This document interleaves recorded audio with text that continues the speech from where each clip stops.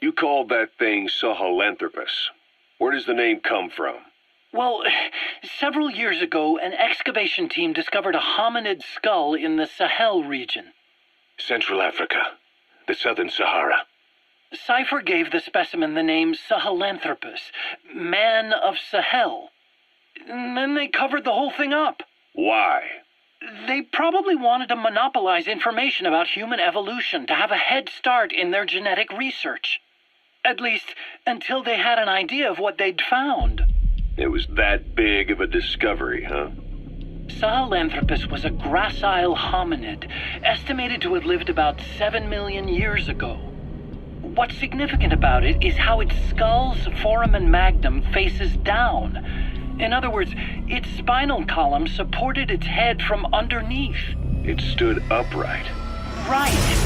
Which would mean Sahelanthropus walked upright 3 million years before Australopithecus, making it the world's oldest human species. Walking upright. I get it.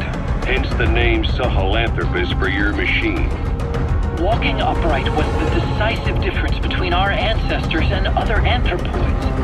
Our brains could get heavier once they were supported by the spinal column. That led to the use of tools and the development of complex communication through language. Only man is capable of this. My creation will be the progenitor of all bipedal weapon platforms. And you did this for Cypher? No, not at all. Sahelanthropus is the best proof that I never betrayed you guys. What do you mean? The reconstructed Sahelanthropus skull looked exactly like the skull we used as our logo 9 years ago in the Caribbean. An army without a nation. Outside the world order. The design was based on Pangea, the supercontinent that existed 250 million years ago, right? Yeah. When the world was a single landmass. That concept's at the source of our strength. I felt the same way about Sahelanthropus.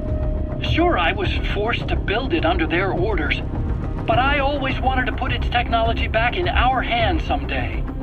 That's the reason I incorporated the old insignia into Sahelanthropus's name. Don't you see? That's how much I was thinking about you guys.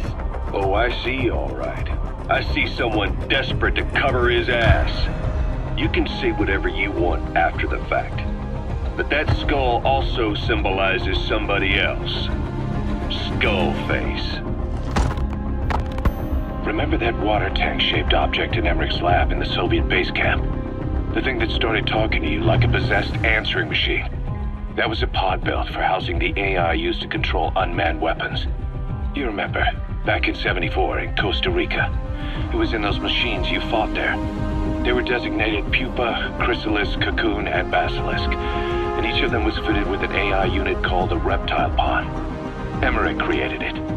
It mainly handled the machine's posture control and autonomous behavior. But the Basilisk, aka Peace Walker, also featured a second AI pod.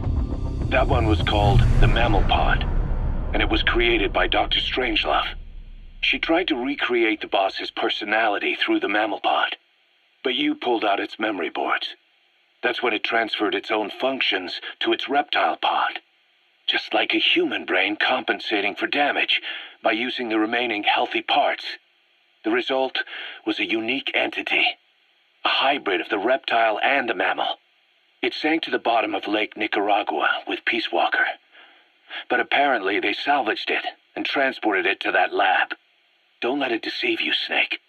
It may sound like the boss, but it has neither a personality nor a will. Like Emmerich says, it's just a machine.